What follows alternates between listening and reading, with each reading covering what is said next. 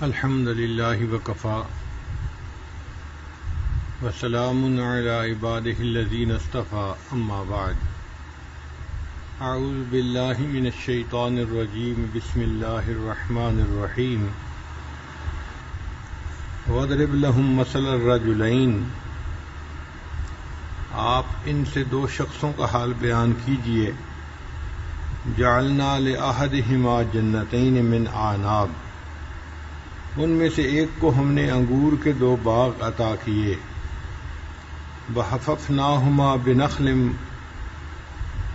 اور ان کو ہم نے کھجور کے درختوں سے گھیر دیا وجعلنا بینہما زرعا اور ان دونوں کے درمیان ہم نے کھیتی بھی اگا دی، یعنی ایک بندے کے دو باغ تھے انگور کے، ان انگور کے دو باغوں کے درمیان کھیتی بھی تھی اور اس کے اطراف میں کھجوروں کے درخت بھی تھے۔ یہ سورہ کہف کا دوسرا قصہ ہے، ایک بندے کا جس کے پاس دو باغ تھے۔ بعض مفسرین نے لکھا کہ بنی اسرائیل کے یہ دو بندے تھے، ایک امیر آدمی تھا اور اس کا باغ تھا، ایک فقیر آدمی تھا مگر ایمان والا تھا۔ دونوں بھائی تھے یا آپس میں پڑوسی تھے، تعلق تھا، ان کا یہ واقعہ ہے۔ اور بعض مفسرین نے لکھا کہ نہیں، مکہ مکرمہ کے دو لوگ تھے اور یہ ان دونوں کا واقعہ ہے۔ بہرحال مکہ مکرمہ کے ہوں یا بنی اسرائیل کے، واقعہ دو بندوں کا ہے۔ ایک امیر تھا، مشرک تھا، ایمان سے خالی تھا، اور دوسرا فقیر تھا مگر ایمان والا تھا۔ اللہ تعالیٰ بیان فرماتے ہیں کہ جس شخص کو ہم نے باغ دیے اس کے پاس انگوروں کے دو باغ تھے اور ان باغوں کے درمیان کھیتی بھی تھی اور اس کے اطراف میں کھجور کے درخت بھی تھے۔ یہاں دو باغ کیوں کہے گئے، ذرا اس کی حقیقت کو سمجھ لیجئے کہ باغ کے درمیان میں سے پانی کی نہر جا رہی تھی۔ جن لوگوں کے ہاں نہری پانی ہوتا ہے وہ سمجھتے ہیں کہ نہر سے جب پانی لیا جاتا ہے اور اس کی نالا آگے لے کر جاتے ہیں تو دو طرف کھیت الگ الگ ہو جاتے ہیں، حالانکہ وہ ایک ہی مالک ہوتا ہے، مگر اس نالے کے ایک طرف کھیت الگ نظر آتا ہے اور دوسری طرف الگ نظر آتا ہے۔ تو یہ بھی معاملہ ایسا ہی تھا کہ مالک ایک تھا اور باغ بھی ایک ہی تھا، لیکن درمیان میں پانی کے نالا گزرنے کی وجہ سے وہ ایک کی جگہ دو باغ نظر آتے تھے۔ تو اللہ رب العزت نے یوں ہی فرما دیا کہ ہم نے ایک بندے کو دو باغ عطا کیے تھے۔ ان انگور کے دو باغوں کے درمیان جو حصہ تھا اس میں کھیتی باڑی ہوتی تھی اور اس کی جو اطراف تھیں اس کے اوپر کھجور کے درخت لگے ہوئے تھے۔ کلتا الجنتین آتت اکلہا، یہ دونوں باغ اپنا پورا پورا پھل دیتے تھے۔ ولم تظلم منہ شیئا، اور پھلوں میں ذرا بھی کمی نہ رہتی تھی۔ وفجرنا خلالہما نہرا، اور ہم نے ان دونوں کے درمیان نہر جاری کر دی تھی، یعنی وہ جو پانی کا نالا تھا نا، وہ نہر تھی جو درمیان میں گزر رہی تھی، جس نے باغ کو دو حصوں میں تقسیم کر دیا تھا۔ وکان لہ ثمر، اور اس کے لیے اور بھی پھل تھے۔ فقال لصاحبہ وہو یحاورہ، اس بندے نے اپنے ساتھی سے بات کی، انا اکثر منک مالا واعز نفرا، کہ میں تجھ سے مال بھی زیادہ رکھتا ہوں اور میرے پاس کام کرنے والے بندے بھی زیادہ ہیں۔ عام طور پر ہم نے دیکھا ہے کہ جو کسان لوگ ہوتے ہیں یہ جب بیٹھ کے باتیں کرتے ہیں تو اپنے کھیت کی فصل کی باتیں کرنا ان کو اچھا لگتا ہے۔ تو اس نے بھی کہا کہ دیکھو میرا مال بھی تجھ سے زیادہ ہے اور میرے پاس جو کام کرنے والے لوگ ہیں وہ بھی تجھ سے زیادہ ہیں۔ ودخل جنتہ، اور وہ اس حال میں اپنے باغ میں داخل ہو گیا، وَهُوَ ظَالِمٌ لِنَفْسِهِ، اور وہ اپنی جان پر ظلم کرنے والا تھا، یعنی متکبر بندہ تھا، مال کا گھمنڈ تھا اس کو، تو وہ اپنی جان پہ ظلم کرنے والا تھا۔ قال، کہنے لگا، ما اظن ان تبید هذه ابدا، کہ میں یہ گمان نہیں کرتا کہ یہ باغ کبھی خراب ہوگا۔ جب آدمی اپنے کھیت کو، باغ کو سیٹ کر لیتا ہے نا، تو دیکھ کے اس کا دل چاہتا ہے کہ یہ ہمیشہ اسی طرح رہے، کبھی خراب نہ ہو۔ تو یہ بندہ بھی جب اپنے باغ میں داخل ہوتا تھا تو دیکھ کے سوچتا تھا کہ میرا یہ باغ ہمیشہ اسی طرح رہے گا، یہ کبھی بھی خراب نہیں ہوگا۔ وما اظن الساعة قائمة، اور نہ میں یہ خیال کرتا ہوں کہ قیامت قائم ہوگی۔ وَلَئِن رُدِدتُّ إِلَىٰ رَبِّي لَأَجِدَنَّ مِنْهَ خَيْرًا مِنْهَا مُنْقَلَبًا، اور اگر اپنے رب کی طرف لوٹا دیا گیا تو اس سے بہتر لوٹنے کی جگہ ضرور وہاں بھی پالوں گا۔ امیر آدمی کے دل میں عجیب غلط فہمی ہوتی ہے، وہ یہ سمجھتا ہے کہ دنیا میں اللہ نے مجھے جیسے یہاں آسانیاں دی ہیں اور عیش و آرام دیا ہے، جب میں مر جاؤں گا تو آخرت میں بھی مجھے اسی طرح عیش و آرام ہی ملے گا، میں یہاں بھی خاص ہوں، میں آگے بھی اللہ کا خاص بندہ ہوں۔ وہ اپنے اعمال کو نہیں دیکھتا، وہ اپنے مال کو اللہ کے ہاں اپنی قبولیت کی دلیل سمجھتا ہے کہ اللہ مجھ سے راضی ہے تو اللہ نے مجھے اتنا رزق دیا ہوا ہے، ہر چیز اللہ نے جو مجھے عطا کی ہے اس کا مطلب اللہ مجھے اچھا سمجھتے ہیں، مجھے پسند کرتے ہیں، اور چونکہ مجھے پسند کرتے ہیں اور اللہ نے دنیا میں مجھے اتنا دیا ہے تو اول تو قیامت کے دن آنا نہیں، اور اگر آ بھی گیا تو وہاں بھی مجھے اسی طرح بڑا باغ ملے گا اور میں وہاں بھی بڑا بن کر زندگی گزاروں گا۔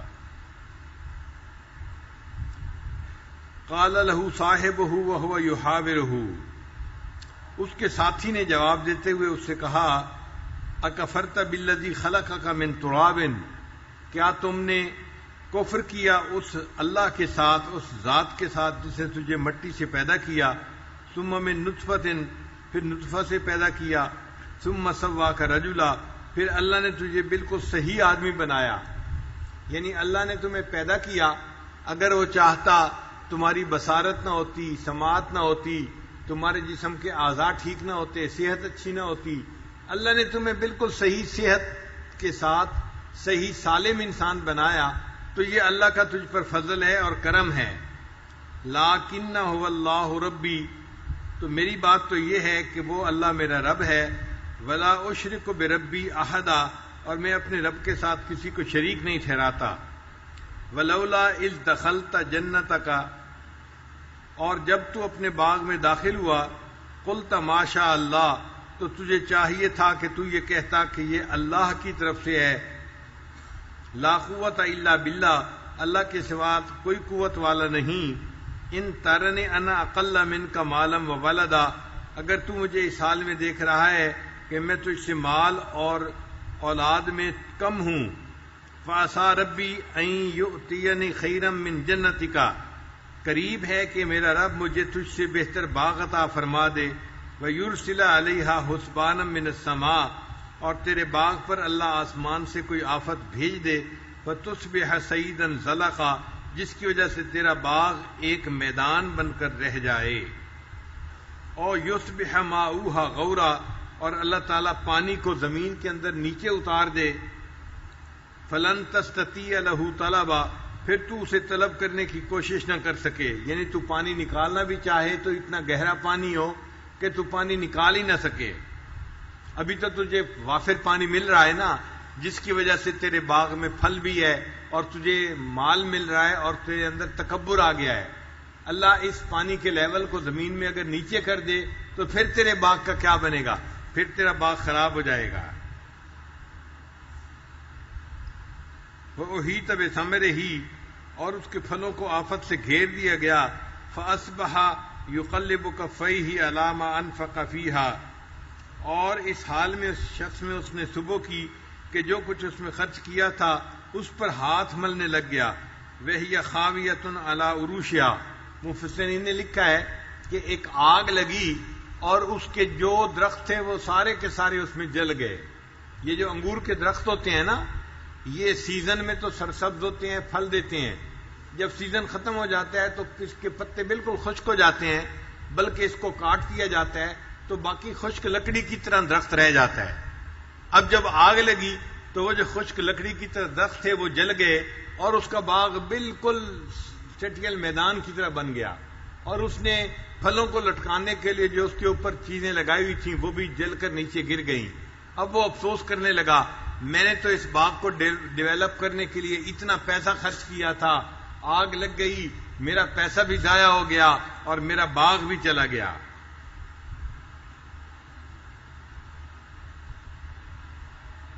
وَيَقُولُ يَا لَيْتَنِي لَمْ أُشْرِكْ بِرَبِّي أَحَدًا، اور وہ کہہ رہا تھا کہ ہائے کاش میں اپنے رب کے ساتھ کسی کو شریک نہ ٹھہراتا، یعنی میں نے جو شرک کیا تو یہ برا کام کیا، اللہ نے مجھے میرے اس باغ سے محروم کر دیا۔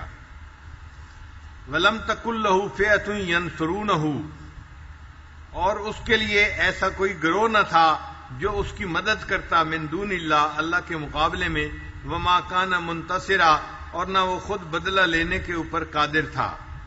یہ جو آیت مبارکہ ہے نا، یہ خاص معنی رکھتی ہے کہ اللہ تعالیٰ نے اس متکبر بندے کے باغ کو جلا دیا اور اس سے نعمت کو واپس لے لیا، اور فرمایا کہ جب ہم نے نعمت کو واپس لے لیا نہ کوئی اس کی مدد کرنے والا تھا اور نہ وہ کوئی بدلہ لے سکتا تھا۔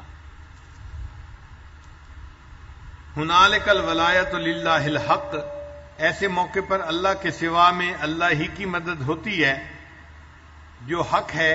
ہوا خیر ثوابا و خیر عقبا، وہ بہتر ہے ثواب کے اعتبار سے اور بہتر ہے انجام کے اعتبار سے۔ یہ اس باغ والے کا قصہ ہے جو سورہ کہف کے اندر بیان کیا گیا۔ پھر اس کے ساتھ اللہ تعالیٰ دوبارہ انسان کو زندگی اور آدم علیہ السلام کے قصے کی طرف لے کے آتے ہیں۔ فرمایا وَاضْرِبْ لَهُم مَثَلَ الْحَيَاةِ الدُّنْيَا كَمَاءٍ أَنزَلْنَاهُ مِنَ السَّمَاءِ، اور آپ ان لوگوں سے دنیاوی زندگی کی حالت بیان کر دیجئے کہ یہ تو پانی ہے جو ہم نے آسمان سے اتارا، فَاخْتَلَطَ بِهِ نَبَاتُ الْأَرْضِ، پھر اس کے ذریعے زمین سے اگنے والی چیزیں خوب پیدا کیں، حشیماً تذروہ الریاح، اور پھر وہ چیزیں جو تھیں وہ چورا چورا ہو کر رہ گیا، وَكَانَ اللَّهُ عَلَى كُلِّ شَيْءٍ مُقْتَدِرًا، جسے ہوائیں اڑا کر لے گئیں اور اللہ ہر چیز پر قادر ہے۔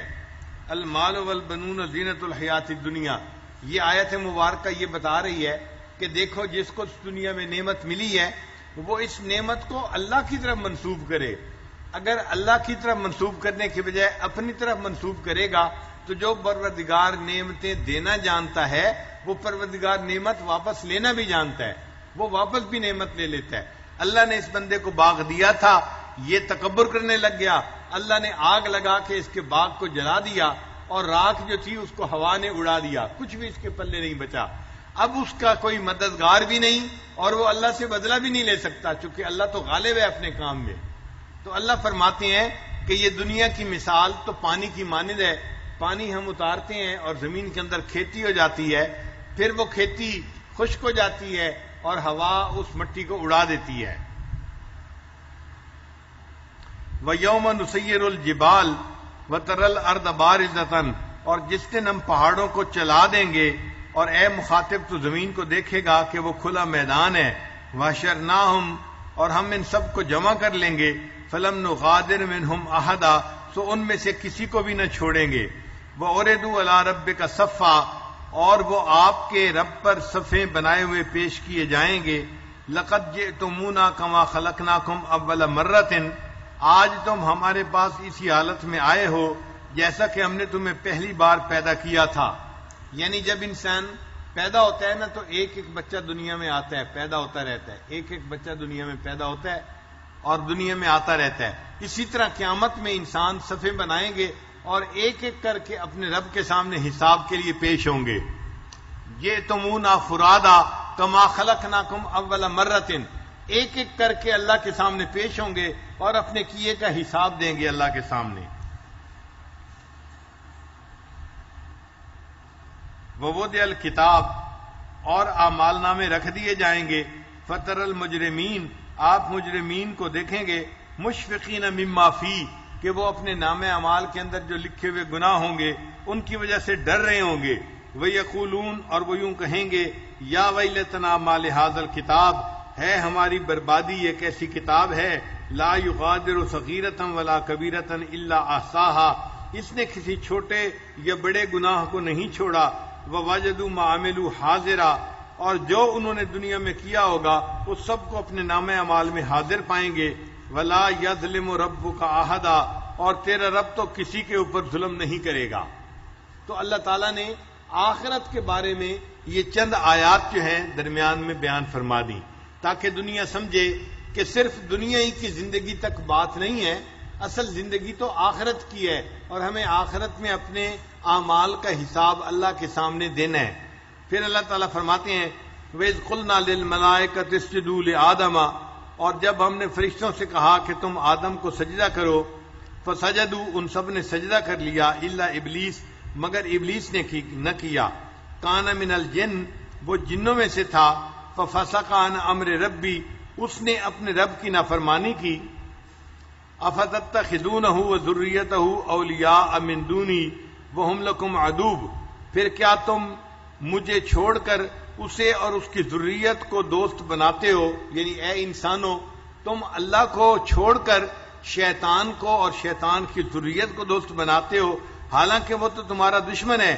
بئس للظالمین بدلا یہ ظالموں کے لیے بہت برا بدل ہے. ما اشہدتم خلق السماوات والارض میں نے انہیں آسمانوں کے اور زمین کے پیدا کرنے کے وقت نہیں بلایا. ولا خلق انفسہم اور نہ ان کے پیدا کرنے کے وقت میں. وما کنت متخذ المضلین عضدا اور میں گمراہ کرنے والوں کو اپنا مددگار بنانے والا نہیں ہوں. وَيَوْمَ يَقُولُ نَادُوا شُرَكَائِيَ الَّذِينَ زَعَمْتُمْ اور اس دن کو یاد کرو جس دن اللہ فرمائے گا کہ تم انہیں بلاؤ جنہیں تم میرا شریک سمجھتے تھے. فَدَعَوْهُمْ پس وہ ان کو پکاریں گے. فَلَمْ يَسْتَجِيبُوا لَهُمْ اور وہ ان کے بت ان کے جو شرکا ہوں گے ان کو جواب نہیں دیں گے. وَجَعَلْنَا بَيْنَهُمْ مَوْبِقًا اور ہم ان کے درمیان ایک آڑ بنا دیں گے. وَرَأَى الْمُجْرِمُونَ النَّارَ اور مجرم لوگ دوزخ کو دیکھیں گے. فَظَنُّوا پھر یقین کر لیں گے أَنَّهُمْ مَوَاقِعُوهَا کہ وہ اس میں گرنے والے ہیں. وَلَمْ يَجِدُوا عَنْهَا مَصْرِفًا اور اس سے بچنے کی کوئی اور ان کے پاس راہ نہیں ہے. وَلَقَدْ صَرَّفْنَا فِي هَذَا الْقُرْآنِ لِلنَّاسِ مِنْ كُلِّ مَثَلٍ اور لوگوں کے لیے ہم نے اس قرآن میں طرح طرح کے عمدہ مضامین بیان کیے ہیں. وَقَانَ الْإِنسَانُ أَكْثَرَ شَيْءٍ جَدَلًا اور انسان جھگڑے میں بہت زیادہ بڑھ کر ہے. وَمَا مَنَعَ النَّاسَ أَن يُؤْمِنُوا اور ہدایت آ جانے کے بعد لوگوں کو ایمان لانے اور اپنے رب سے مغفرت طلب کرنے سے صرف اس بات نے روکا ہوا ہے وَيَسْتَغْفِرُوا رَبَّهُمْ إِلَّا أَن تَأْتِيَهُمْ سُنَّةُ الْأَوَّلِينَ أَوْ يَأْتِيَهُمْ عَذَابُ قُبُلًا کہ ان کے ساتھ اگلے لوگوں جیسا معاملہ ہو جائے یا ان کے آمنے سامنے عذاب آ جائے. یعنی وہ ایمان اس لیے نہیں لاتے کہ یا تو وہ عذاب کے انتظار میں ہوتے ہیں یا وہ سمجھتے ہیں کہ جیسا پہلے لوگوں کے ساتھ معاملہ ہوا ایسا معاملہ ہمارے ساتھ بھی ہو. وَمَا نُرْسِلُ الْمُرْسَلِينَ إِلَّا مُبَشِّرِينَ وَمُنذِرِينَ اور ہم پیغمبروں کو صرف بشارت دینے والا اور ڈرانے والا ہی بنا کر بھیجتے رہے ہیں. وَيُجَادِلُ الَّذِينَ كَفَرُوا بِالْبَاطِلِ لِيُدْحِضُوا بِهِ الْحَقَّ اور جن لوگوں نے کفر اختیار کیا وہ باطل کے ذریعے جھگڑا کرتے ہیں. وَاتَّخِذُوا آیَاتِي وَمَا أُنذِرُوا هُزُوًا اور اس کے ذریعے حق کو ہٹا دے اور لوگوں نے میری آیات کو اور جس چیز کے ان کو ڈرایا گیا مذاق کی چیز بنا رکھا ہے. یعنی لوگ شریعت کو مذاق بنا لیتے ہیں. انبیاء کرام کے ساتھ یہ لوگ جھگڑتے رہے اور اپنے غلط جو ہے موقف کے اوپر یہ لوگ ڈٹے رہے. وَمَنْ أَظْلَمُ مِمَّنْ ذُكِّرَ بِآيَاتِ رَبِّهِ اور اس سے بڑھ کر کون ظالم ہوگا جسے اس کے رب کی آیتوں کے ذریعے نصیحت کی گئی. فَأَعْرَضَ عَنْهَا اس نے اس سے روگردانی کی. وَنَسِيَ مَا قَدَّمَتْ يَدَاهُ اور جو کچھ اس نے آگے بھیجا ہے اسے بھول گیا. إِنَّا جَعَلْنَا عَلَىٰ قُلُوبِهِمْ أَكِنَّةً ہم نے ان کے دلوں پر اس کے سمجھنے کے لیے پردے ڈال دیے. أَن يَفْقَهُوهُ سمجھنے کے لیے. وَفِي آذَانِهِمْ وَقْرًا اور ان کے کانوں کے اندر بھی ڈانٹ دے رکھی ہے. یعنی کچھ لوگ ایسے ہوتے ہیں جیسے ان کے کانوں کے اندر کچھ ڈال دیا گیا، ان کو خیر کی بات سنائی نہیں دیتی اور ان کے دلوں پہ پردہ آ جاتا ہے، اور اس پردے کی وجہ سے وہ حق بات کو سمجھنے سے قاصر ہوتے ہیں۔ وَإِن تَدْعُهُمْ إِلَى الْهُدَىٰ، اگر تو ان کو ہدایت کی طرف بلائیں، فَلَن يَهْتَدُوا إِذًا أَبَدًا، تو وہ ایسی حالت میں ہرگز ہدایت پر نہ آئیں گے۔ وَرَبُّكَ الْغَفُورُ ذُو الرَّحْمَةِ، اور آپ کا رب بہت مغفرت کرنے والا ہے۔ لَوْ يُؤَاخِذُهُم بِمَا كَسَبُوا، اگر وہ پکڑ کرتا ان لوگوں کے اعمال کی وجہ سے، لَعَجَّلَ لَهُمُ الْعَذَابَ، تو ان کے لیے جلد ہی عذاب بھیج دیتا۔ بل لہم موعد، لیکن ان کے لیے تو ٹھکانہ ہے، وقت ہے ایک عذاب آنے کا۔ لن یجدوا من دونہ موئلا وتلک القری اہلکناہم، اور یہ وہ بستیاں ہیں جن کو ہم نے ہلاک کر دیا، لما ظلموا، کہ انہوں نے گناہ کیے، وجعلنا لمہلکہم موعدا، اور ہم نے ان کے ہلاک ہونے کے لیے وقت کو مقرر کر رکھا ہے۔ یعنی اس سے پہلے بھی ہم عذاب نہیں لاتے، اور جب وہ وقت آ جاتا ہے تو پھر عذاب آیا ہوا ٹلتا بھی نہیں ہے۔ یہ صاحب جنتین کا قصہ ہے جو اللہ رب العزت نے قرآن مجید میں بیان فرمایا۔ کل آپ سے اس پوری سورت کے بارے میں بتایا تھا کہ اس کا ایک لب لباب ہے۔ وہ لب لباب کیا تھا کہ اس میں اللہ تعالیٰ نے 5 قصے بیان فرمائے ہیں۔ کتنے قصے بیان فرمائے ہیں؟ 5 قصے۔ ان قصوں میں جو سب سے مرکزی قصہ ہے وہ حضرت آدم علیہ السلام کا اور ابلیس کا قصہ ہے، آدم و ابلیس کا قصہ۔ اس میں سے کچھ آج آیات بھی گزری جس میں جو ہے ابلیس کے بارے میں کچھ باتیں ہوئیں، تو یہ آدم و ابلیس کا قصہ یہ مرکزی قصہ ہے۔ اور اس سے پہلے 2 قصے تھے وہ عوام الناس کے قصے تھے۔ ان میں سے ایک قصہ تھا اصحاب کہف کا اور ایک قصہ تھا صاحب جنتین کا۔ ہم نے اصحاب کہف کا قصہ بھی پڑھ لیا اور صاحب جنتین کا قصہ بھی آپ پڑھ لیا۔ پھر اس کے بعد 2 قصے ہوں گے، وہ خواص کے قصے ہوں گے۔ ان میں سے ایک قصہ ہوگا حضرت موسیٰ علیہ السلام اور خضر علیہ السلام کا، جو قرآن مجید کے اندر بیان ہوا۔ یہ انشاءاللہ ہم کل پڑھیں گے۔ اور دوسرا قصہ جو خواص میں سے تھا وہ ایک بادشاہ کا ہوگا جس کا نام تھا سکندر ذوالقرنین۔ اس نے اللہ کی زمین پہ اللہ کے حکم کو نافذ کیا تھا۔ یہ قصہ بھی آئندہ بعد میں آئے گا۔ یہ 2 خواص کے قصے ہم بعد میں پڑھیں گے۔ تو گویا پوری سورت کا خلاصہ آپ 5 قصوں میں سمجھ سکتے ہیں۔ درمیانی قصہ کون سا تھا؟ آدم علیہ السلام تھا اور ابلیس کا۔ اور پہلے 2 قصے کون سے تھے؟ عوام الناس کے۔ ان میں سے ایک قصہ کس کا تھا؟ اصحاب کہف کا تھا، اور دوسرا کس کا تھا؟ صاحب جنتین کا تھا۔ اور بعد کے 2 قصے کن کے ہیں؟ خواص کے قصے ہیں۔ ان میں سے پہلے خواص میں سے کون تھے؟ حضرت موسیٰ علیہ السلام تھے، اور ایک بندہ تھا جس کو اللہ نے علم عطا کیا تھا، وہ خضر علیہ السلام تھے۔ اور دوسرے خاص بندے کون تھے؟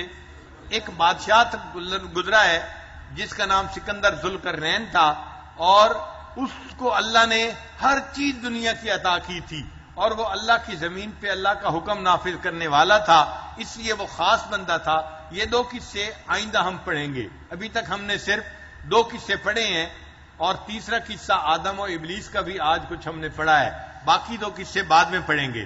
اب یہ تو لب لباب ہو گیا۔ اب اس لب لباب کو تھوڑا سا اور آگے بڑھا لیجئے تو آپ کے لیے بات کو یاد کرنا آسان ہوگا کہ ان تمام قصوں میں سب سے پہلے اللہ رب العزت نے جب سورہ کہف کو شروع کیا تو اپنی الوہیت کا ذکر کیا ہے کہ الہ کون ہے؟ فقط اللہ کی ذات ہے۔ عبادت کے لائق کون ہے؟ اللہ کی ذات ہے۔ لا الہ الا اللہ، نہیں کوئی معبود سوائے اللہ کے۔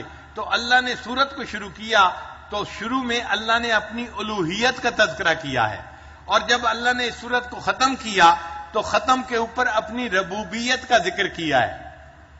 ختم میں اللہ نے کس کا تذکرہ کیا ہے؟ اپنی ربوبیت کا تذکرہ کیا ہے کہ رب کون ہے؟ اللہ کی ذات ہے۔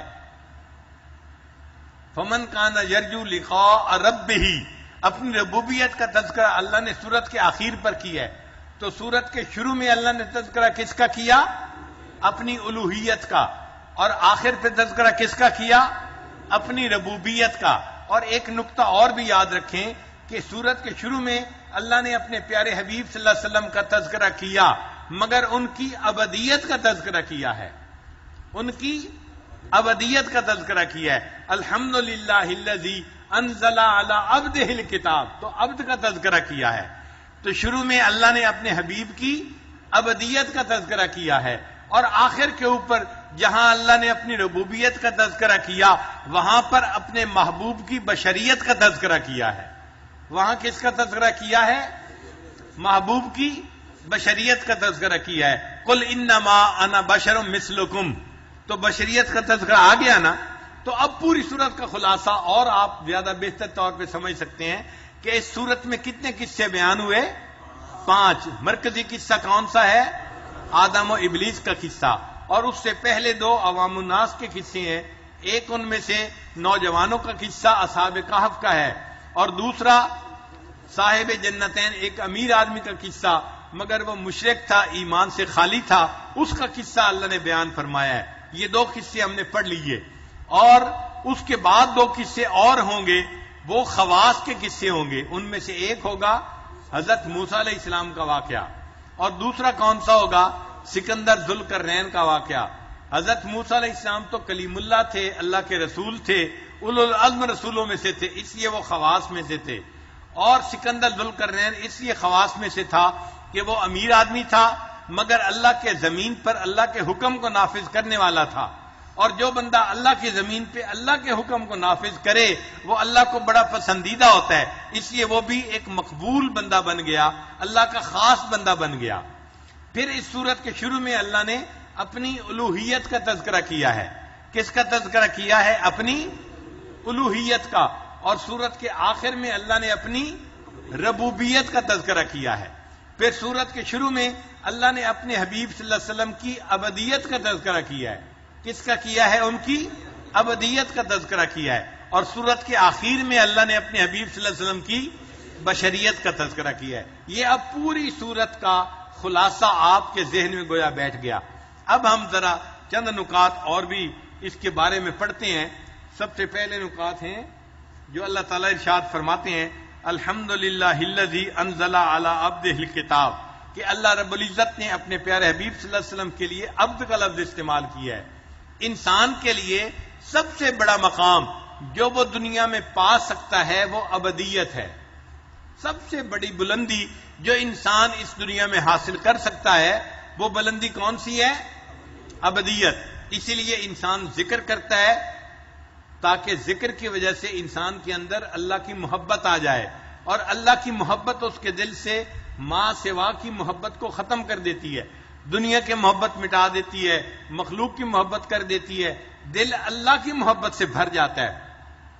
اب یہ اللہ کی محبت جو ہے صرف اسی کا ہونا ہی مقصود نہیں ہے، بلکہ اس سے ایک قدم آگے ہے. وہ کیا؟ کہ جب یہ محبت دل میں آتی ہے اور بڑھ جاتی ہے پھر انسان اپنے محبوب کو راضی کرنا چاہتا ہے. محبت کی وجہ سے اپنے محبوب کو راضی کرنے کی فکر ہوتی ہے. ماں بیٹے کو خوش کرتی ہے، بیٹا والدین کو خوش کرتا ہے، تو محبوب محب ہمیشہ اپنے محبوب سے محبت ہی نہیں کرتا بلکہ اپنے محبوب کو راضی کرنے کی فکر میں لگا ہوتا ہے.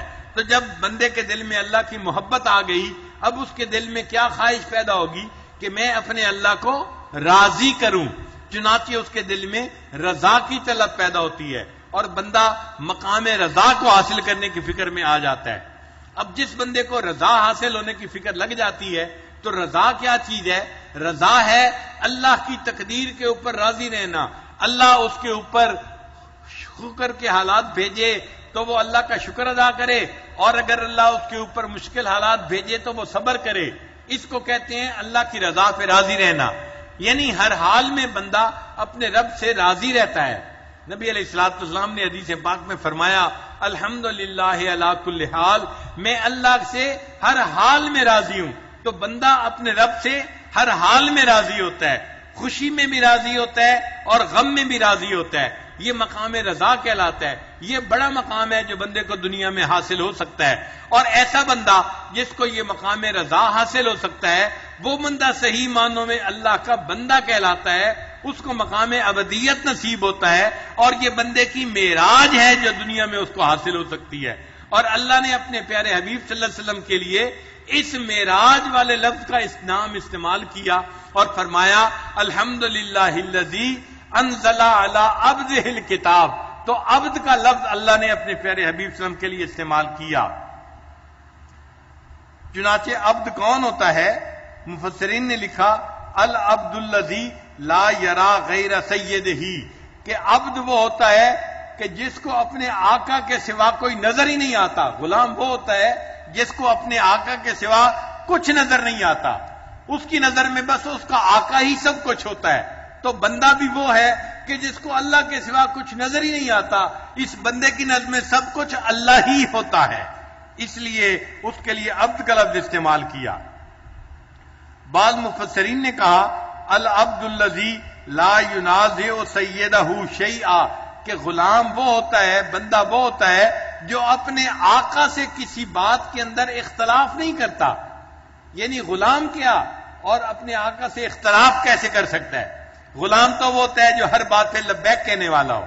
اسی طرح بندہ بھی وہ ہے جو اپنے اللہ کے ہر حکم پر لبیک کہنے والا ہو، وہ اپنے اللہ کے کسی فیصلے کے اوپر اپنے دل میں غصہ نہیں کرتا، اپنے دل میں افسوس نہیں کرتا، شکوہ نہیں کرتا، بلکہ اللہ کے ہر حکم پر ہر حال میں اپنے اللہ سے راضی رہتا ہے۔ بعض مفسرین نے کہا کہ حقیقت العبد هو المتخلق باخلاق سیدہ، عبد وہ ہوتا ہے جو اپنے آقا کے اخلاق سے متعین یعنی متخلق ہو۔ یعنی غلام تو وہ ہوتا ہے نا کہ جو اس کے آقا کی عادات ہوں ان کو وہ اپنائے، وہ غلام کہلائے گا۔ یہ تو نہیں ہو سکتا نا کہ آقا نیک ہو اور غلام برا ہو، آقا نرم مزاج ہو غلام سخت مزاج ہو، یہ کیسے ہو سکتا ہے؟ غلام وہ ہوتا ہے کہ جس کی طبیعت اپنے مالک کی طبیعت کے مطابق ڈھل جائے، وہ غلام ہوتا ہے۔ لہذا بندہ بھی وہ ہوتا ہے کہ جس کے اندر اللہ کے خلق پیدا ہو جائیں۔ اس لیے حدیث پاک میں فرمایا گیا تخلقوا باخلاق اللہ، تم اپنے آپ کو اللہ کے اخلاق سے مزین کر لو۔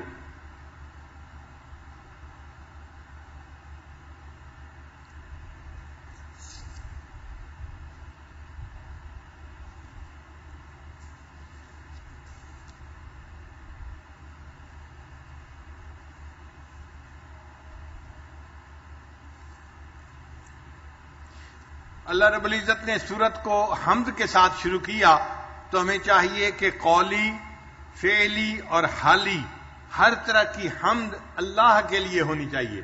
قولی کہتے ہیں زبان سے انسان الحمدللہ پڑھے، اللہ کی تعریف کرے، اللہ میں آپ سے ہر حال میں راضی ہوں، اے اللہ آپ نے مجھے بہت اچھے حال میں رکھا ہے، میں اپنے پروردگار سے ہر حال میں خوش ہوں، یہ قولی حمد ہو گئی۔ اور ایک ہے فعلی، فعلی کا مطلب یہ کہ انسان پھر اللہ کے حکموں کی فرما برداری بھی کرے، یہ اللہ کی حمد ہے کہ انسان اللہ کے حکموں کی پابندی کرنے والا ہو۔ اور حالی جو ہے وہ یہ کہ انسان کسی بھی حال میں ہے، عند کل حال من الاحوال، وہ اللہ کی حمد بیان کرے۔ نبی علیہ السلام نے ارشاد فرمایا الحمدللہ علی کل حال، کہ میں اللہ سے ہر حال میں راضی ہوں۔ تو بندہ اپنے اللہ سے ہر حال میں راضی رہے، یہ اللہ تعالیٰ کی حمد ہے جو ہمیں بیان کرنی چاہیے اور ہمیں راضی رہنا چاہیے۔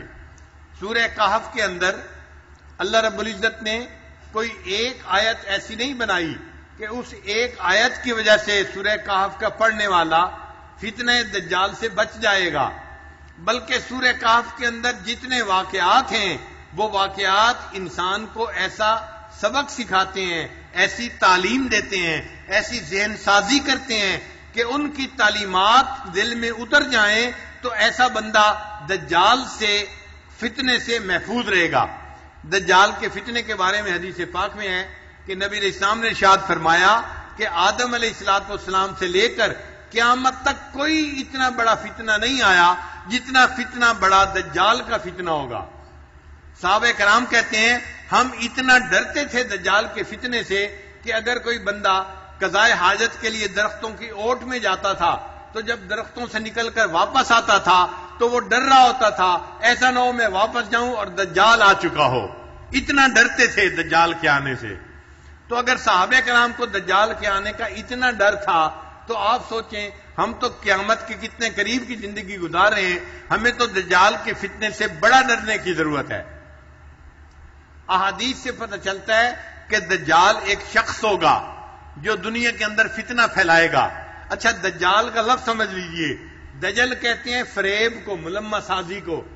کئی لوگ ہوتے ہیں نا کہ وہ تانبے کے زیور بنا کے اس کے اوپر سونے کا پانی چڑھا دیتے ہیں، تو دیکھنے میں وہ سونے کا زیور نظر آتا ہے لیکن ہوتا تانبے کا ہے، تو اس کو ملمہ سازی کہتے ہیں.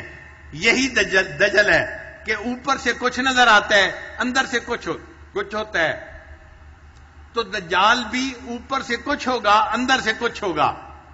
اور جو دجالی تہذیب ہے وہ بھی اسی طرح کہ اوپر سے بڑی خوشنما نظر آئے گی لیکن اس کے اندر خرابی ہوگی، اندر اس کے فتنہ ہوگا. اور آج دجالی تہذیب بڑھتی چلی جا رہی ہے. مادیت کا فتنہ اتنا آ گیا ہے کہ آج کفر جو ہے اپنی تہذیب کو پوری دنیا کے اندر غالب کرنے کے لیے کوشش میں لگا ہوا ہے، اور وہ بڑے پیارے پیارے نام استعمال کرتا ہے. آپ دیکھیں جمہوریت کا نام کتنا پیارا ہے، اس نام کو پوری دنیا میں اس نے پھیلا دیا ہے. چنانچہ اچھے لکھے پڑھے لوگ شریعت نافذ کرنے سے گھبراتے ہیں یا شریعت نافذ کرنے سے پریشان ہوتے ہیں. حالانکہ اللہ کی زمین ہے، اللہ کے بندے ہیں، اللہ کا حکم نافذ کرنے میں کیا رکاوٹ ہونی چاہیے؟ کوئی رکاوٹ نہیں ہونی چاہیے. لیکن اس نے نام اتنا خوبصورت بنا دیا. آج پوری دنیا بس جمہوریت کے پیچھے لگی ہوئی ہے. ٹھیک ہے ہمارے ملک میں بھی جمہوریت ہے، ہم بھی اسی نظام کے تحت زندگی گزار رہے ہیں، مگر اس نے اس کو اتنا خوشنما بنا دیا کہ اس کے علاوہ دوسرے بندے کو کچھ نظر ہی نہیں آتا. قرآن مجید میں ہے اگر تم زمین میں اکثریت کی پیروی کرنے لگ جاؤ گے تو یہ تمہیں گمراہ کر دیں گے. قرآن مجید کی آیت ہے.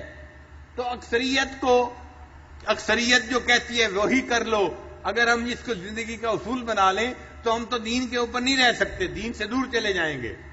آج تو ملکوں کی اکثریت فیصلہ کر رہی ہے کہ مرد سے شادی کر رہا ہے. بتاؤ یہ بے وقوفی کے قانون ہیں یا نہیں؟ یہ جہالت کے قوانین ہیں نا یا نہیں؟ لیکن بڑے بڑے ملکوں میں یہ قوانین آج اسمبلیوں میں پاس ہو رہے ہیں. تو یہ جو دجالی فتنہ ہوگا نا یہ اوپر سے بڑا خوبصورت نظر آئے گا مگر اندر اس کے خرابی ہوگی. اور آج اوپر سے واقعی یہ چیزیں بڑی خوبصورت نظر آتی ہیں. انسان سمجھتا ہے کہ جی دنیا میں ترقی ہو گئی ہے اور ہمیں بھی ترقی یافتہ بن جانا چاہیے، لہذا ان کو دیندار لوگ اچھے نہیں لگتے. سب سے پہلے دین بیزاری ان کے اندر آ جاتی ہے. اور آج آپ دنیا میں دیکھ رہے ہیں کہ پوری دنیا کے اندر اس وقت دین بیزاری کی کیفیت ہے. وہ دین کا نام سننا ہی پسند نہیں کرتے. حالانکہ دیندار لوگ اچھے لوگ ہوتے ہیں، اچھے اخلاق والے ہوتے ہیں، حقوق اللہ اور حقوق العباد دونوں کو پورا کرنے والے لوگ ہوتے ہیں، مگر ان کو دین کا نام ہی اچھا نہیں لگتا، دین والوں کی شکل ہی اچھی نہیں لگتی. اس لیے آپ دیکھیں جو دنیا کے لکھے پڑھے لوگ ہیں آج یہ کسی دیندار کو دیکھ لیتے ہیں تو ان کے دلوں کے اندر انقباض آ جاتا ہے. ان کو محسوس ہوتا ہے پتہ نہیں یہ کہاں سے جنگل کی بلا اٹھ کے آ گئی ہے. یہ ان کی غلط فہمی ہے اور ان کی گمراہی ہے کہ وہ دین سے دور ہوتے چلے جا رہے ہیں اور دین کی بجائے مادیت کو زندگی کا مقصد بناتے چلے جا رہے ہیں. یہ جو مادیت پرستی ہے یہی دجالی فتنہ ہے جو آج کے دور میں بڑھتا ہی چلا جا رہا ہے. آپ دیکھیں آج کے دور میں انسان اسی دنیا کی زندگی کو اپنا سب کچھ سمجھنے لگ گیا ہے، اسی دنیا کی زندگی کو اپنی زندگی کا مقصد سمجھنے لگ گیا ہے. جس بندے کو دیکھو اس کا دل چاہتا ہے گھر ایسا ہو، گاڑی ایسی ہو، بچے ایسے ہو، تعلیم ایسی ہو، کاروبار ایسا ہو، جو ہو یہی ہو، اور آخرت ذہن سے نکلتی جا رہی ہے، آخرت کو بھولتا ہی جا رہا ہے. یہی دجالی فتنہ ہے کہ انسان آخرت کو بھول جائے گا اور دنیا کی زندگی کو اپنا سب کچھ سمجھنا شروع کر دے گا.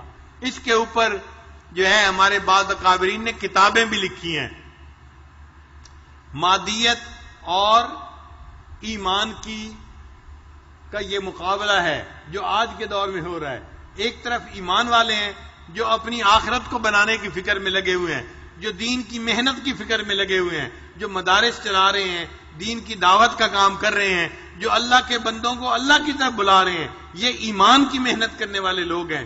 اور دوسری طرف وہ لوگ ہیں جو اسی دنیا کے ریسورسز کو بڑھانے کے لیے اور زیادہ پیسہ کمانے کی محنت میں لگے ہوئے ہیں، اور وہ چاہتے ہیں کہ بس دنیا کی زندگی خوشنما ہونی چاہیے، دنیا کے اندر اچھے شہر ہوں، اچھی بلڈنگز ہوں، ڈیولپڈ ایریا ہونا چاہیے، کھانا پینا اچھا ہونا چاہیے، دنیا کی زندگی اچھی ہونی چاہیے. تو یوں لگتا ہے کہ آج کے دور میں ایمان اور مادیت کی ایک جنگ ہے جو چل رہی ہے. ایک طرف ایمان والے ہیں اور دوسری طرف مادیت پرست لوگ ہیں جو فقط دنیا ہی کے پیچھے لگے ہوئے ہیں. انہوں نے مال کمانا ہوتا ہے، حلال اور حرام سے ان کو کوئی واسطہ نہیں ہوتا، حلال اور حرام کا ان کے ذہن میں کوئی تصور ہی نہیں ہوتا، بس مال کمانا ہوتا ہے. یہی دجالی فتنہ ہے جو آج کے دور میں عام ہو گیا ہے، اور اس میں ہر بندہ جو ہے وہ آہستہ آہستہ الجھتا چلا جا رہا ہے. اب اس فتنے سے کون بچے گا؟ جو بندہ ایمان کے اوپر ڈٹا رہے گا، جو بچہ ایمان کے اوپر جمع رہے گا. اب ایمان کے اوپر جمنے کے لیے بندے کو اپنا ایمان بچانا پڑتا ہے، اور اس کو کئی مرتبہ کہف کے اندر جانا پڑتا ہے. جیسے نوجوانوں نے اپنے ایمان کو بچانے کے لیے کیا کیا تھا، وہ کہاں چلے گئے تھے؟ کہف میں چلے گئے تھے. آج کے دور میں بھی ایمان بچانے کے لیے بندے کو کسی کہف کے اندر داخل ہونا پڑے گا. توجہ سے بات سنیے گا. آج کے زمانے میں 5 کہف ہیں. آج کے زمانے میں کتنے کہف ہیں؟ 5 کہف ہیں. اگر ان کہف میں بندہ داخل ہو جائے تو وہ زمانے کے یہ جو رواج کے رسم و رواج کے فتنے ہیں ان سے بچ سکتا ہے. ان میں سے پہلا کہف جو ہے وہ مدارس کا کہف ہے. پہلا کہف کون سا ہے؟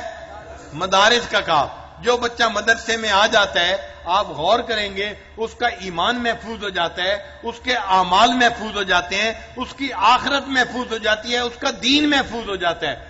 دنیا کی یہ نئی نئی ترقی اس بندے کو نہیں لبھا سکتی، اس بندے کو شیطانی راستے پہ نہیں چلا سکتی. یہ بندہ مدرسے کی برکت کی وجہ سے اپنے دین کے اوپر جمع ہوتا ہے، اور اس نے اپنے دانتوں کے ساتھ مضبوطی سے شریعت کو پکڑا ہوا ہوتا ہے. تو مدرسہ اس کے لیے کہف بن جاتا ہے. مدرسہ اس کے لیے کیا بن گیا؟ کہف بن گیا. اس کا ایمان بچ گیا. دوسرا کہف آج کے دور میں اللہ والوں کی خانقاہیں ہیں. جو لوگ اللہ والوں کے ساتھ بیعت ہو جاتے ہیں، نسبت کو جوڑ لیتے ہیں، وہ بھی ایک کہف میں داخل ہو جاتے ہیں.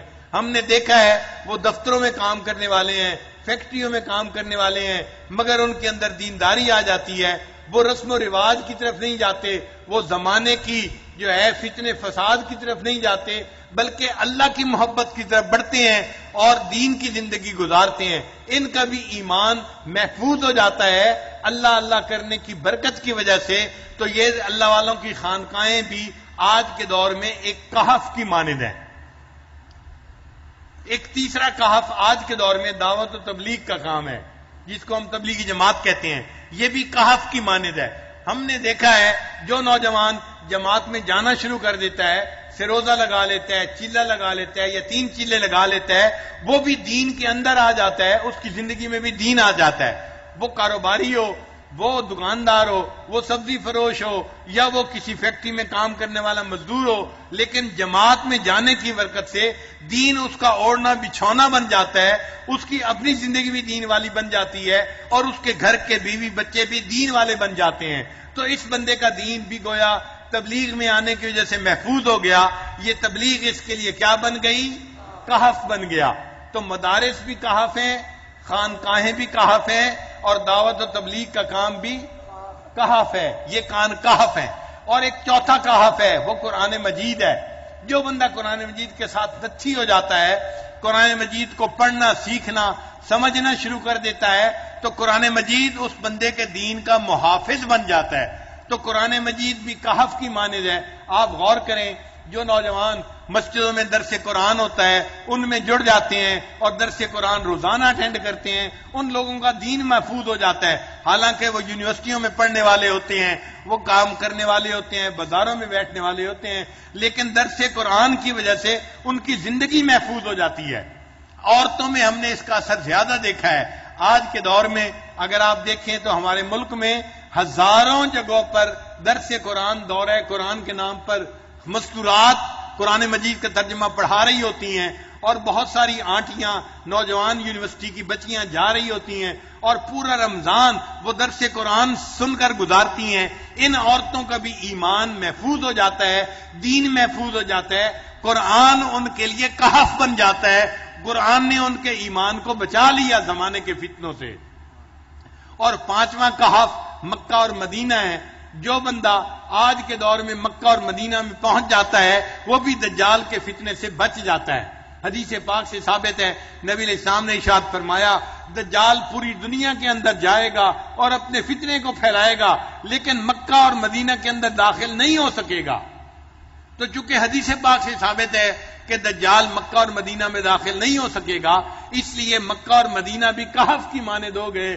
جو وہاں چلا جائے گا وہ دجال کے فتنے سے محفوظ ہو جائے گا. تو کتنے کہف دنیا کے اندر ہوئے؟ 5 کہف ہوئے. ایک کہف کون سا ہوا؟ مدرسے کے ساتھ جڑ جانا.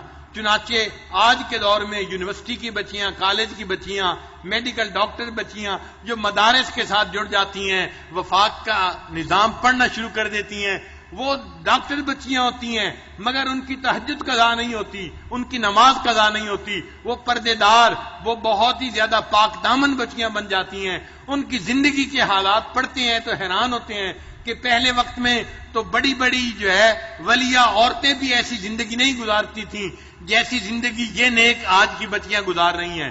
تو ان کے لیے یہ مدرسہ ایک کہف بن جاتا ہے جو ان کے ایمان کو بچا لیتا ہے. اور دوسرا کہف کون سا ہے؟ خانقاہ. اللہ والوں کی خانقاہیں جہاں بھی ہیں، یہ خانقاہیں بندے کو اللہ سے جوڑتی ہیں، اللہ کے ذکر سے جوڑ دیتی ہیں. ایسے لوگ رسم و رواج میں نہیں پڑتے بلکہ انقطاع عن المخلوق حاصل کرتے ہیں اور ترک دنیا کرتے ہیں اور ذکر کی کثرت کی وجہ سے یہ اللہ کی طرف بھاگتے ہیں. ففروا الی اللہ کا مصداق بن جاتے ہیں. ان کا بھی ایمان محفوظ ہوتا ہے، اس لیے یہ خانقاہیں ان کے لیے بھی کہف کی مانند بن جاتی ہیں. اور تیسرا کہف کون سا ہوا؟ دعوت و تبلیغ کا کام. جو بندہ دعوت و تبلیغ کے ساتھ جڑ جاتا ہے، مقامی گشت کرتا ہے، بیرونی گشت کرتا ہے، سروزہ لگاتا ہے، شب جمعہ میں جانا شروع کر دیتا ہے، ہم اپنی آنکھوں سے دیکھتے ہیں اس بندے کا دین محفوظ ہو جاتا ہے. وہ بندہ دیکھنے میں دنیا دار بندہ ہوتا ہے، ایک سبزی فروش ہے یا مزدور ہے یا کام کرنے والا ہے، لیکن دین کی فکر اس کو لگ جاتی ہے. پوری دنیا میں دین آ جائے اس کے دل کا غم بن جاتا ہے، اس کا ایمان محفوظ ہو گیا، یہ دجالی فتنے سے بچ گیا. تو یہ دعوت و تبلیغ اس کے لیے کہف بن گئی. جیسے اصحاب کہف کا ایمان بچ گیا تھا، اللہ نے اس نوجوان کا ایمان اس دعوت و تبلیغ کی وجہ سے محفوظ فرما دیا. چوتھا کہف کون سا ہے؟ قرآن مجید ہے. جو بندہ دنیا کے جس ملک میں بھی ہو، اگر درس قرآن کے ساتھ جڑا ہوا ہے، اگر وہ قرآن مجید کا ترجمہ سیکھ رہا ہے، قرآن مجید کو سمجھ رہا ہے، قرآن مجید کی تعلیمات کے مطابق زندگی گزار رہا ہے، تو قرآن مجید کی برکت ایسی ہے، یہ قیمہ ہے، یہ کتاب انسان کو دین کے اوپر جما دیتی ہے. اس کی برکت سے اللہ اس کے دین کو محفوظ کر لیتے ہیں. لہذا قرآن مجید بھی بندے کے لیے ایک کہف بن جاتا ہے. اور پانچواں کہف کون سا ہے؟ مکہ اور مدینہ. یہ بھی اللہ نے ایسے شہر بنا دیے جو برکت والے شہر ہیں. پیارے حبیب صلی اللہ علیہ وسلم کی پیدائش مکہ مکرمہ میں ہوئی اور آپ صلی اللہ علیہ وسلم کی وفات اور آپ کا آرام مدینہ طیبہ میں ہوا. یہ دونوں شہر نبی علیہ السلام کے شہر ہیں اور یہ دونوں کہف ہیں. جو وہاں پہنچ جائے گا اللہ تعالیٰ دجال سے اس کی حفاظت فرمائیں گے اور اس بندے کا ایمان محفوظ ہو جائے گا. لہذا اب ہم اگر چاہتے ہیں کہ ہمارا ایمان محفوظ ہو تو ہمیں پہلا کام کیا کرنا پڑے گا؟ ہمیں کسی نہ کسی کہف کے ساتھ نتھی ہونا پڑے گا اپنے ایمان کو بچانے کے لیے. تو سورہ کہف کے جو 5 واقعات ہیں نا، ہر واقعے میں کوئی نہ کوئی سبق ہے. تو اصحاب کہف کے واقعے میں سبق کیا ہے کہ اے بندے، اگر تم اپنا ایمان بچانا چاہتے ہو زمانے کے جو ہے نا حالات سے، اور جو ہر طرف بے حیائی کا ماحول بڑھ رہا ہے اور کفر بے حیائی کو پھیلانے کے لیے کوششیں کر رہا ہے، تو تمہیں اپنے ایمان کو بچانے کے لیے کہف میں سے کسی نہ کسی کہف کے اندر جانا پڑے گا، تب تمہارا ایمان محفوظ ہو جائے گا. یہ بات سمجھ آ گئی؟ اب اگلا قصہ کون سا ہے؟ صاحب جنتین کا قصہ. دوسرا قصہ کون سا ہے؟ صاحب جنتین کا قصہ. اس قصے کا سبق اور لب لباب یہ ہے کہ اے بندے اگر تمہیں اللہ تعالیٰ دنیا میں نعمتیں دیتے ہیں، تم فیکٹری کے مالک ہو، تم بزنس مین ہو، تم اچھی جاب کرنے والے ہو، تم اچھی تعلیم رکھنے والے ہو، اور تمہیں مال پیسہ ہے، گاڑی ہے، گھر ہے، سب دنیا کی نعمتیں موجود ہیں، اپنے اندر گھمنڈ مت آنے دینا۔ جس پروردگار نے نعمت دی ہے ان نعمتوں کو اسی کی طرف منسوب کرنا، اپنی طرف نعمتوں کو منسوب نہ کر لینا۔ انسان عام طور پر نعمتوں کو اپنی طرف منسوب کرتا ہے۔ آپ قارون کا قصہ پڑھ کے دیکھ لیں تو قارون نے کیا کہا تھا کہ یہ سب کچھ وہ ہے، اوتیتم علم من عندی، جو میرے پاس علم تھا بزنس کا میں نے اس کو لگایا، اور اتنا مال مجھے جو دیا تو یہ میرے علم کی وجہ سے مجھے ملا۔ اس نے اس مال کو اللہ کی طرف نہیں منسوب کیا کہ اللہ نے مجھے رزق عطا کیا ہے، بلکہ اس کو اپنی طرف منسوب کیا کہ یہ مجھے ملا ہے۔ تو قارون نے کیا کیا تھا؟ مال کو اپنی طرف منسوب کیا تھا، اس کی وجہ سے پھر اللہ کی پکڑ میں آ گیا۔ اور یہ جو صاحب جنتین تھا اس نے بھی مال کو کس طرح منسوب کیا؟ اپنی طرح منسوب کیا۔ میرا یہ باغ ہے، میرا باغ کبھی ختم نہیں ہوگا، میں نے اتنا اچھا اس کو ڈیولپ کیا ہے اور یہ ہمیشہ ہمیشہ رہے گا، اور میں تو مر بھی گیا تو مجھے تو آخرت میں بھی اتنا اچھا ٹھکانہ مل جائے گا۔ اس نے اپنی طرف منسوب کیا، اور اپنی طرف منسوب کرنے کی وجہ سے اللہ تعالیٰ نے اس نے دنیا کے باغ کو جلا کے بھی رکھ دیا اور اس کو اس نعمت سے محروم بھی کر دیا۔ تو یہ قصہ ہمیں سکھا رہا ہے کہ جس بندے کو اللہ دنیا میں نعمت عطا کرے وہ نعمت کو کس کی طرف منسوب کرے؟ اس منعم علیہ طرح کی طرف منسوب کرے جس نے نعمت کو عطا کیا ہے۔ جو پروردگار نعمتیں دینا جانتا ہے وہ پروردگار نعمتیں لینا بھی جانتا ہے۔ تو یہ صاحب جنتین کا قصہ ہمیں یہ سبق دیتا ہے، ہم یہ سبق اچھی طرح سیکھ لیں اور کبھی اپنی ان نعمتوں کو اپنی طرف منسوب نہ کریں کہ میں نے یہ کیا، نہ میں نے نہیں کیا۔ اگر فیکٹری میری چل رہی ہے تو میں نہیں چلا رہا، اللہ چلا رہے ہیں۔ اگر میری کھیتی سب مجھے زراعت دے رہی ہے تو میں نہیں اس سے کھیتی لے رہا، اللہ مجھے دے رہے ہیں۔ تو دینے والا کون ہے؟ اللہ ہے۔ اللہ کی طرف نظر جانی چاہیے، اپنی ذات کی طرف نظر نہیں جانی چاہیے۔ تو صاحب جنتین کے ذریعے سے ہمیں یہ سبق مل گیا۔ تو ہمیں اصحاب کہف کے قصے سے کیا سبق ملا؟ کہ ہمیں اپنا ایمان بچانے کے لیے کسی نہ کسی کہف کے ساتھ نتھی ہو کے زندگی گزارنی چاہیے۔ چنانچہ وہ 5 کہف کون سے ہیں؟ مدارس کہف ہیں، خانقاہیں کہف ہیں، دعوت و تبلیغ کا کام کہف ہے، قرآن مجید کے درس جہاں بھی دنیا میں ہوتے ہیں، مرد دیتے ہیں، عورتیں دیتی ہیں، مرد عورت سب کے لیے یہ قرآن مجید کے ساتھ نتھی ہو جانا یہ کہف کے اندر داخل ہونے کی مانند ہے۔ قرآن مجید بندے کے ایمان کو محفوظ کر لیتا ہے اور بندے کو سیدھے رستے کے اوپر رکھتا ہے، بھٹکنے نہیں دیتا۔ اور 5واں کہف کون سا ہے؟ 5واں کہف مکہ مدینہ ہے۔ اس لیے حدیث پاک میں آتا ہے کہ قرب قیامت میں ایک وقت آئے گا کہ دیندار لوگ پریشان ہوں گے اور پریشان ہو کے وہ مکہ اور مدینہ کی طرف ہجرت کریں گے۔ کوئی مدینہ جائے گا، کوئی مکہ جائے گا، تو مکہ اور مدینہ کی طرف ہجرت کرنا یہ حدیث پاک سے ثابت ہے۔ آج بھی اللہ تعالیٰ اگر کسی بندے کو اتنا مال عطا کرے کہ وہ گھر اپنا بدل سکتا ہے تو مکہ اور مدینہ جا کے رہنا چاہیے، کیونکہ وہیں پہ امام مہدی آئیں گے اور وہیں پر جو ہے اللہ تعالیٰ ایمان والوں کی حفاظت فرمائیں گے۔ اور ایک اور بات سن لیجئے کہ میں نے ایک حدیث پاک میں یہ بات پڑھی، میں ابھی آج اس کا ریفرنس تلاش کر رہا تھا۔ اس حدیث پاک میں تھا کہ جب امام مہدی آئیں گے تو امام مہدی کے جو انصار ہوں گے یہ کہف میں رہنے والے لوگ ہوں گے۔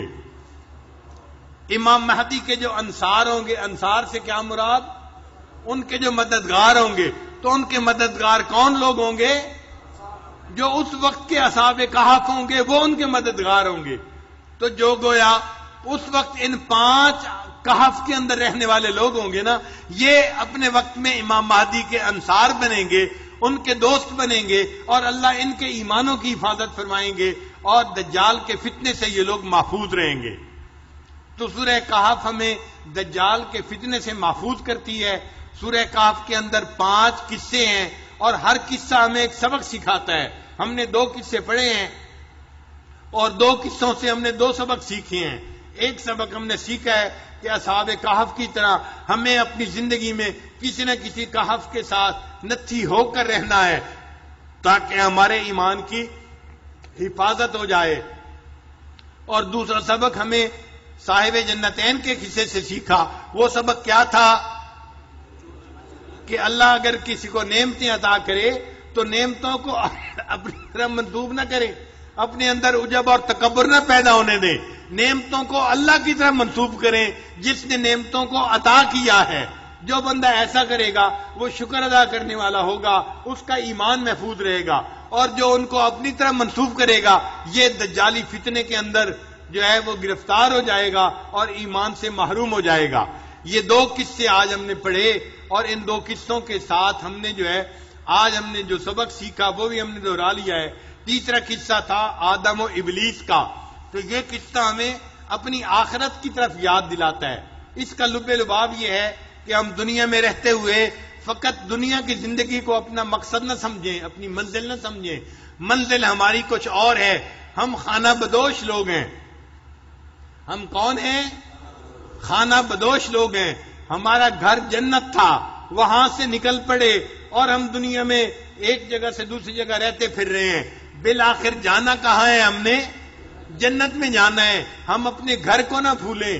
ایک وقت آئے گا جب ہم فوت ہو جائیں گے, پھر قیامت قائم ہوگی اور پھر اللہ تعالیٰ ایمان کے صدقے ہمیں ہمارے گھر میں واپس لوٹا دیں گے. ہم جنت میں واپس پہنچیں گے. وہ ہمارا ٹھکانہ ہوگا, وہ ہمارا مستقر ہوگا. وہاں پر ماں کسی نفی ہے ابدا, ہم ہمیشہ ہمیشہ نعمتوں میں زندگی گزارنے والے بن جائیں گے. تو تیسرا قصہ ہمیں یاد دلاتا ہے, اے لوگوں فقط دنیا کی زندگی کو اپنا سب کچھ نہ سمجھو اور دنیا سے دل نہ لگاؤ اور دنیا کے آرام اور دنیا کی عیش پرستی کے اوپر نہ ریجھ جاؤ, بلکہ اپنی آخرت کو یاد رکھنا اور اپنے اصلی گھر کو کبھی نہ بھولنا. تو 3 قصے ہم نے پڑھے اور 3 قصے ہمیں کیا کیا سبق یاد دلاتے ہیں. پہلا قصہ اصحاب کہف کا, وہ ہمیں سبق دیتا ہے کہ ہمیں زندگی گزارنی ہے تو کسی نہ کسی کہف کے ساتھ نتھی ہو کے زندگی گزارنی ہے. اور کہف کتنے ہیں؟ 5 ہیں. کون کون سے؟ مدارس, خانقاہیں, دعوت تبلیغ کا کام, قرآن مجید کا درس جہاں بھی ہوتا ہے, اور مکہ مدینہ. یہ 5 کہف ہیں. ہمیں ان کے ساتھ نتھی ہو کے زندگی گزارنی ہے. ہمارا ایمان محفوظ رہے گا اور ہم دجالی فتنے سے بچ کے زندگی گزار جائیں گے. اور دوسرا قصہ صاحب جنتین کا, وہ ہمیں کیا سبق سکھاتا ہے کہ اگر کسی بندے کو اللہ تعالیٰ دنیا کی نعمتیں عطا کرے تو ان نعمتوں کو وہ اپنی طرف منسوب نہ کرے, اپنے اندر عجب اور تکبر نہ پیدا کرنے دے, اپنے اندر بڑائی نہ پیدا کرے, بڑا بول نہ بولے, اپنے اندر گھمنڈ نہ پیدا کرے, بلکہ اللہ کی نعمتوں کی قدر دانی کرے, بے قدر نہ بنے, احسان فراموش نہ بنے, بلکہ اللہ کا احسان مند بنے اور کہے کہ میرے اللہ نے مجھے سب کچھ عطا کیا ہے, میں اس اللہ کا فرما بردار بندہ بن کے زندگی گزاروں گا. اور تیسرا قصہ جو آدم علیہ السلام کا ہے, وہ قصہ ہمیں کیا سبق سکھاتا ہے کہ ہم خانہ بدوش لوگ ہیں. ہمارا اصلی گھر کون سا ہے؟ جنت ہے. ہمیں جنت سے اللہ تعالیٰ نے امتحان کی خاطر دنیا میں بھیجا. ہم یہاں در بدر کی ٹھوکتے کھاتے پھرتے ہیں جیسے یہ خانہ بدوش لوگ ہوتے ہیں. آپ نے دیکھا ہے نا خانہ بدوش لوگوں کو, ایک جگہ گھر بناتے ہیں, پھر اپنا سب سامان اٹھا کے دوسری جگہ گھر بناتے ہیں, پھر تیسری جگہ گھر بناتے ہیں, چلتے پھرتے زندگی گزارتے ہیں. یہ دنیا کی زندگی ہماری بھی ایسی ہے کہ چند دن کی زندگی ہے. ہم نے بھی بس اپنی زندگی گزار کے بالآخر یہاں سے چلے جانا ہے. ہم نے یہاں دل نہیں لگانا. ہمارا دل اٹکے تو کہاں اٹکے؟ آخرت میں اٹکا ہوا ہو.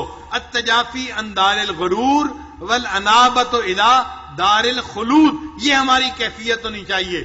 چنانچہ آدم علیہ السلام کا قصہ ہمیں اپنے اصلی گھر کی یاد دلاتا ہے. ہم اپنے اصلی گھر کو یاد رکھیں. اللہ تعالی ہمیں دنیا میں نیکوکاری کی زندگی گزارنے کی توفیق عطا فرمائے، اور جب ہماری موت آئے اللہ ہمیں ایمان کے ساتھ یہاں سے جانے کی توفیق عطا فرمائے، اور قیامت کا حساب اللہ آسان فرمائے، اور ہمارے لیے اللہ تعالی جنت میں داخلہ آسان فرمائے. وآخر دعوانا ان الحمد للہ رب العالمین.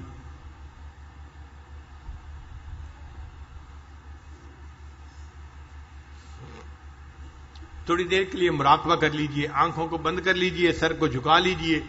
دنیا اور جو کچھ دنیا میں ہے اس سے ہٹ کٹ کے اللہ کی یاد میں ڈوب جائیے.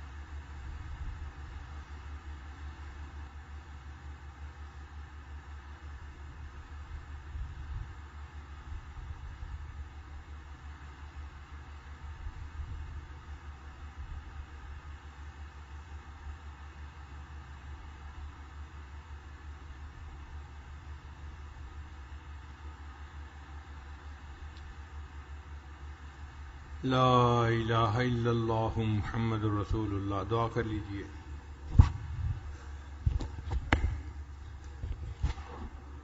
سبحان ربی الوہاب. اللہم صلی علی سیدنا محمد وعلی آل سیدنا محمد وبارک وسلم. ربنا ظلمنا انفسنا وان لم تغفر لنا وترحمنا لنکونن من الخاسرین. پروردگار عالم، ہم ظاہر میں بندے ہیں، حقیقت میں نہایت گندے ہیں. ہمارے من کی گندگیوں کو دور فرما اللہ، دلوں کی ظلمتوں کو دور فرما. اے میرے مولا، ہمارے سینوں کو اپنی محبت سے لبریز فرما. اللہ، اپنے عشق کی آتش ہمارے سینوں میں پیدا فرما. اللہ، انگ انگ سے اپنے ذکر کو جاری فرما، روئے روئے سے اپنے ذکر کو جاری فرما. ہڈی ہڈی بوٹی بوٹی میں اپنی محبت پیدا فرما. اے بے کسوں کے دستگیر، اے ٹوٹے دلوں کو تسلی دینے والے، اے خالی جھولیوں کو بھر دینے والے، پروردگار عالم ہماری جھولیوں کو بھرپور فرما۔ اے میرے مولا، حضرت نے جیسے آج فرمایا کہ کسی کہف کے ساتھ جڑنا چاہیے، اللہ ہم بھی آپ کے ایک ولی کی خانقاہ میں حاضر ہیں۔ اے میرے مولا، ہمارے ایمان کی حفاظت فرما، اللہ ایمان کی سلامتی عطا فرما۔ اے میرے مولا، ہم نے اس دنیا میں دیکھا بچہ چلتا چلتا تھک جاتا ہے، کہتے ہیں ابو مجھے اٹھا لیجئے میں تھک گیا ہوں۔ اللہ ہم بھی نفس اور شیطان کے ساتھ لڑتے لڑتے تھک چکے ہیں۔ اے میرے مولا، ہمیں اپنی رحمتوں کی چادر عطا فرما، اللہ اپنی رحمت عطا فرما۔ اے میرے مولا، آپ کو اپنی رحمتوں پہ بڑا ناز ہے، جا بجا قرآن مجید میں اس کے تذکرے فرمائے ہیں۔ اے میرے مولا، آج اپنی رحمتوں کا مظاہرہ فرما دیجئے، اے میرے مولا رحمتوں کا مظاہرہ فرما دیجئے۔ اللہ یہ دور قریب سے لوگ یہاں آئے بیٹھے ہیں، اے میرے مولا یہ کوئی دنیا مانگنے تو نہیں آئے بیٹھے، اللہ دنیا کے طلبگار تو نہیں ہیں، اللہ یہ آپ سے آپ کو چاہتے ہیں۔ اللہ اپنی محبت عطا فرما دیجئے، اللہ اپنی لقاء عطا فرما دیجئے، پروردگار عالم اپنے نیک لوگوں میں شامل فرما لیجئے۔ اے میرے مولا، دنیا والے کہتے ہیں یہ اللہ کے ہیں، اللہ کے ہیں، اے میرے مولا آج آپ بھی ایک دفعہ کہہ دیجئے ہاں تم میرے ہو۔ اے میرے مولا ایک دفعہ کہہ دیجئے ہاں تم میرے ہو۔ پروردگار عالم آپ کو منانا اس وقت تک ضروری ہے جب تک کہ آپ راضی نہ ہو جائیے۔ اے میرے مولا ہم سے راضی ہو جائیے، پیارے اللہ راضی ہو جائیے، پیارے مولا راضی ہو جائیے۔ پروردگار عالم آپ کی رحمت کی نظر اٹھتی ہے، فضیل بن عیاض کو ڈاکوؤں کی سرداری سے نکال کے ولیوں کی دنیا کا سردار بنا دیتے ہیں۔ اللہ آپ کی رحمت کی نظر اٹھتی ہے، بشرافی کو دنیا کے شراب خانے سے نکال کے اپنی محبت کی شراب پلا دیتے ہیں۔ اے میرے مولا آپ کی رحمت کی نظر اٹھتی ہے، جنید بغدادی کو دنیا کی پہلوانی سے نکال کے ولیوں کی دنیا کا پہلوان بنا دیتے ہیں۔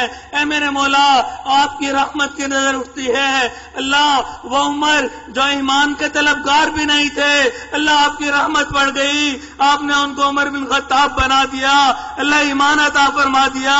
اے میرے مولا یہ سب تو آپ کی رحمت کے طلبگار ہیں۔ اے میرے مولا رحمت کی ایک نظر عطا فرما دیجئے، اللہ رحمت کی ایک نظر عطا فرما دیجئے۔ اے میرے مولا اگر آپ نے رحمت کی نظر عطا نہ کی، اگر آپ نے قبول نہ کیا، اے میرے مولا دنیا میں کوئی دوسرا در نہیں جہاں ہم جا سکیں گے۔ پروردگار عالم ہمیں اپنے مقربین میں شامل کر لیجئے، اللہ اپنے نیک لوگوں میں شامل کر لیجئے۔ اے میرے مولا آپ تو بہت رحیم و کریم ہیں۔ موسیٰ علیہ السلام کو فرعون کی طرف جاتے وقت آپ نے فرمایا تھا قولا لہ قولا لینا، اس سے نرم گفتگو کرنا۔ اے میرے مولا وہ فرعون جو انا ربکم الاعلی کا دعویٰ کرتا تھا، اللہ آپ اس سے نرمی کا معاملہ کرنے کا فرما رہے ہیں۔ اے میرے مولا یہ آپ کے وہ بندے ہیں جو نماز میں سجدے میں سر رکھ کے سبحان ربی الاعلی کہتے ہیں۔ اے میرے مولا ہم سے نرمی کا معاملہ کر دیجئے، اللہ نرمی کا معاملہ فرما دیجئے۔ پروردگار عالم ہمارے ساتھ نرمی فرما دیجئے، اللہ جو ٹوٹے پھوٹے عمل ہیں ان کو قبول فرما لیجئے۔ پروردگار عالم ہم نے نبی علیہ السلام کی ظاہری صورت اختیار کرنے کی کوشش کی ہے، اللہ چہرے پہ سنت سجا لی، سر پہ داڑھی امامہ رکھ لیا، ٹوپی رکھ لی۔ اے پروردگار عالم دنیا والوں کے پاس جاتے ہیں، وہ کہتے ہیں یہ مولوی ہے، یہ حافظ ہے، یہ قاری ہے، یہ دنیا کے قابل نہیں۔ اللہ اب آپ کے در پہ آئے بیٹھے ہیں۔ اے میرے مولا اگر آپ نے بھی قبول نہ کیا، اللہ ہمارا حال وہی ہوگا، دھوبی کا کتا، نہ گھر کا نہ کاٹ کا۔ اے میرے مولا ہمیں قبول فرما لیجئے، اللہ قبول فرما لیجئے، اللہ قبول کر لیجئے، اللہ اپنی رضا عطا فرما دیجئے۔ اللہ شریعت و سنت کے مطابق زندگی گزارنے کی توفیق عطا فرما۔ اے میرے مولا آپ نے قرآن مجید میں فرمایا ادعونی استجب لکم، مجھ سے مانگو میں تمہاری دعائیں قبول کروں گا۔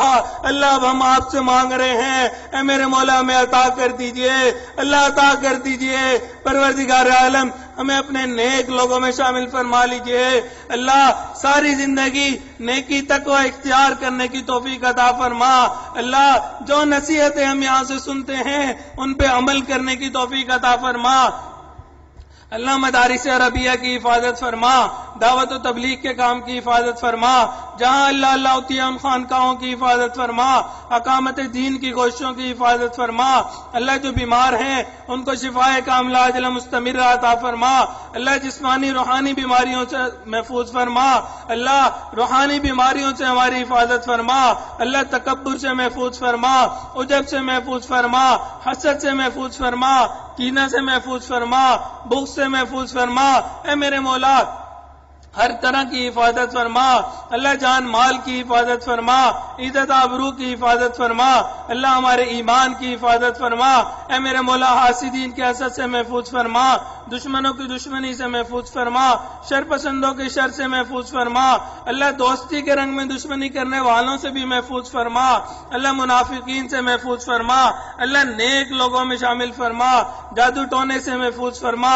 سفلی عملوں سے محفوظ فرما، پروردگار عالم ہر قسم کی حفاظت فرما، اللہ آفات بلیات سے محفوظ فرما، اللہ ہمارے ملک پاکستان کی حفاظت فرما، اللہ جو اس کے دشمن ہیں ان کو ہدایت عطا فرما، جن کی قسمت میں ہدایت نہیں چن چن کے دفعہ دور فرما، اے میرے مولا اس کو امن کا گہوارہ بنا، پروردگار عالم دور بیٹھے جتنے لوگ ان دعاؤں پہ آمین کہہ رہے ہیں سب کے دلوں کی نیک تمناؤں کو پورا فرما، نیک مرادوں کو پورا فرما، اللہ جنہوں نے دعاؤں کا کہا ان کے بھی دلوں کی نیک مرادوں کو پورا فرما، اللہ جن کے ہم پہ حقوق آتے تھے کہہ نہ سکے جن نے کہا اللہ تمام لوگوں کی نیک تمناؤں کو پورا فرما، پروردگار عالم جو اولاد نرینہ کے طلبگار ان کو نیک صالح اولاد نرینہ عطا فرما، جو صاحب اولاد ان کے اولادوں کو نیکوکار بنا، فرما بردار بنا، ماں باپ کی آنکھوں کی ٹھنڈک بنا، اللہ اولاد کے غموں سے محفوظ فرما، اولاد کے دکھوں سے محفوظ فرما، اے میرے مولا